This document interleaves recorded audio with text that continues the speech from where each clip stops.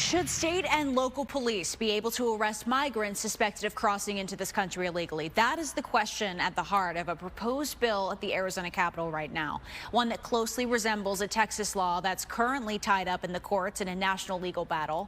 Fox 10's Lauren Clark spoke with both sides today and joins us live now with more. Lauren. Hey there, good afternoon, Christina. Yeah, this Republican-sponsored bill is certainly bringing out emotions on both sides of the aisle. Today, during a Senate committee hearing about the bill, where Democrats got up and left in protest, those who are in support of this argue that it's necessary as we continue to see an influx of migrants across our border. Meanwhile, critics argue that it's unconstitutional and could lead to racial profiling.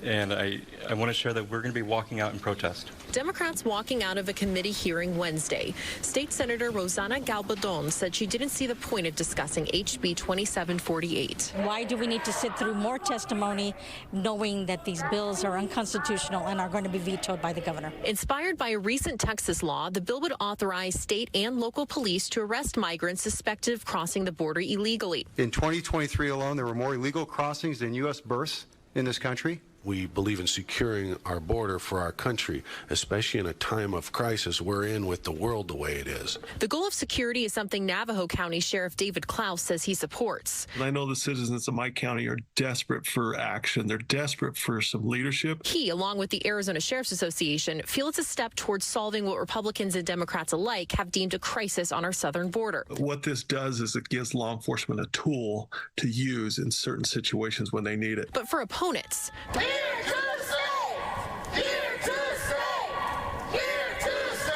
they feel the ramifications of this bill would be disastrous, liking it to the controversial days of SB 1070.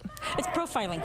It's racial profiling, and the way it's written is it's given permission to law enforcement to stop whoever they want just because of the way they look. Sheriff Klaus disagrees. We find it sometimes offensive to think that we as law enforcement officials would use that as that's how we operate. The Texas law is also facing legal issues. Within a matter of hours Tuesday, it was briefly allowed to take effect by the Supreme Court, only to be put back on pause by the Fifth Circuit of U.S. Court of Appeals.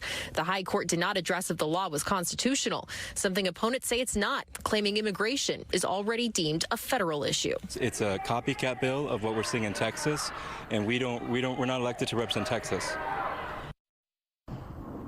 And here's the main question on a lot of minds. Will Democratic Arizona Governor Katie Hobbs sign this if it does come to her desk?